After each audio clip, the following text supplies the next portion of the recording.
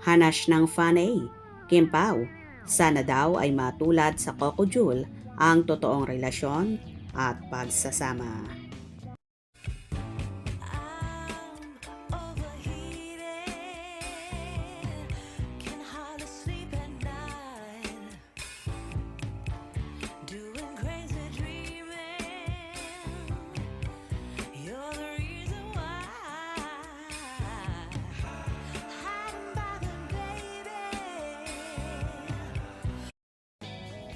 Super approve at excited talaga sina Coco Martin at Julia Montes sa pag-ere ng teleserye ni Kim Chiu at Paolo Abilino, kapalit ng FEJ's Batang Quiapo. Todo nga suportan ibinigay ng Coco Jewel para sa Kim Pao dahil ang tambalan nga nito ang nanguna sa primetime block ng ABS-CBN simula noong Marso 16. Chika ni Coco, suportahan po natin ang The Alibay sa mga kapatid ko kay Kim at Paolo. Sigurado akong pinaghandaan at pinaganda nila ito.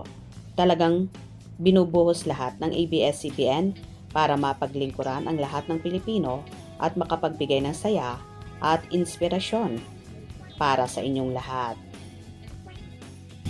Papanood natin sa Lunes ang The Alibay.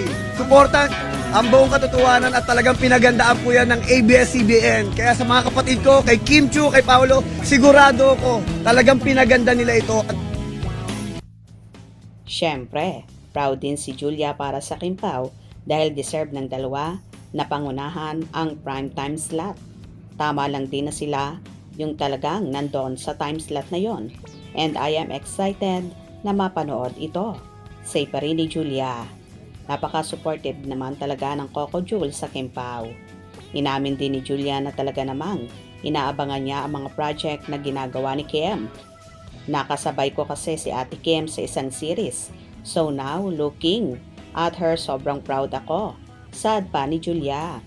Anyway, bongga nga ang pagtanggap ng publiko sa The Alibay. Ang buong katotohanan na ipinalalabas tuwing Lunes hanggang Biyernes ng 8 p.m. Pero syempre may hirit din ang mga fanay na sana ay mangyari rin kina Kim at Paolo ang nangyari kina Coco at Julia na nauwi sa totohanang relasyon ang pagsasama sa harap ng kamera. Well, deserve naman talaga ng Kim Pao ang mga papuri, lalong higit sa time slot na iniwan ni Coco Martin na so proud din sa The Alibay ni Kim at Paolo at sa buong team. Umaasa naman ang Kim Pao supporters na matulad at mauwi rin sa totohanan ang relasyon ng Kim Pao na kagaya nga daw ng relasyon ni Coco at Julia na unti-unti nang inilalabas sa publiko. Wait tayo dahil for sure hindi naman yan magtatagal ay aamin na rin sila sa madlang people. Hope you enjoyed. Please subscribe for more info.